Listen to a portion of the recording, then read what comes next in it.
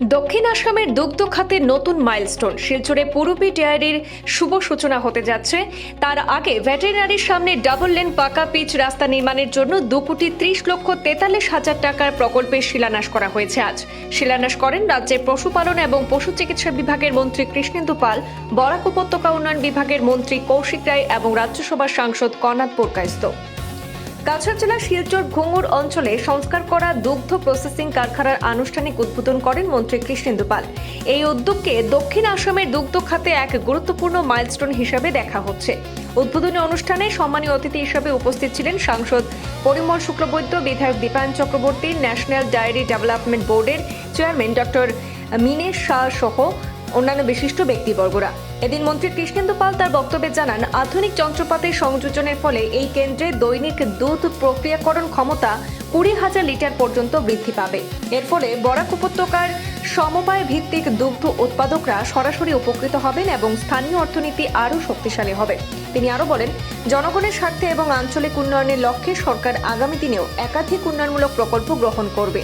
পুরবী ডেয়ারির এই আনুষ্ঠানিক যাত্রা বরাক উপত্যকার দুগ্ধ শিল্পে এক নতুন দিগন্ত উন্মোচন করলো বলেই মত সংশ্লিষ্ট মহলের।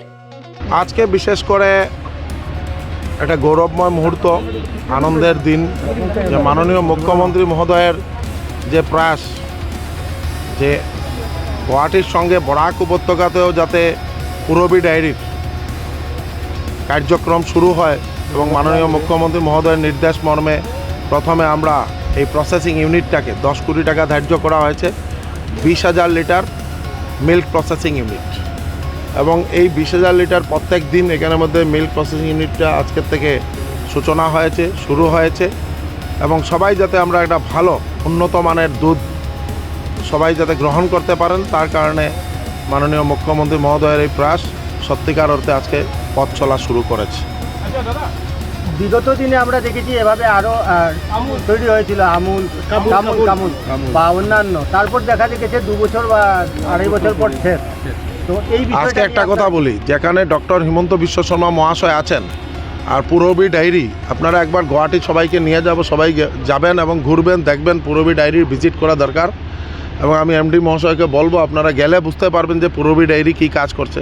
আসামের প্রত্যেক এলাকায় যাতে 1 লক্ষ লিটার করে মিল্ক প্রসেসিং ইউনিট গড়ে তোলা যায়, তার কারণে মুখ্যমন্ত্রী মহোদয়ের যে প্রয়াস, আগামী 7 তারিখ আমাদের সেন্ট্রাল মিনিস্টার পশুপালন দপ্তরের মন্ত্রী রাজীব রঞ্জন সিংজি আসবেন এবং আমাদের জোরহাটে 1 লক্ষ লিটার জোরহাট, 1 লক্ষ লিটার ডিব্রুগড় এবং ধেমাজিতে 50,000 লিটারের মিল্ক প্রসেসিং ইউনিটের কাজ শুরু হবে এবং এটা শুভ শিলান্যাস করতে উনি আসছেন।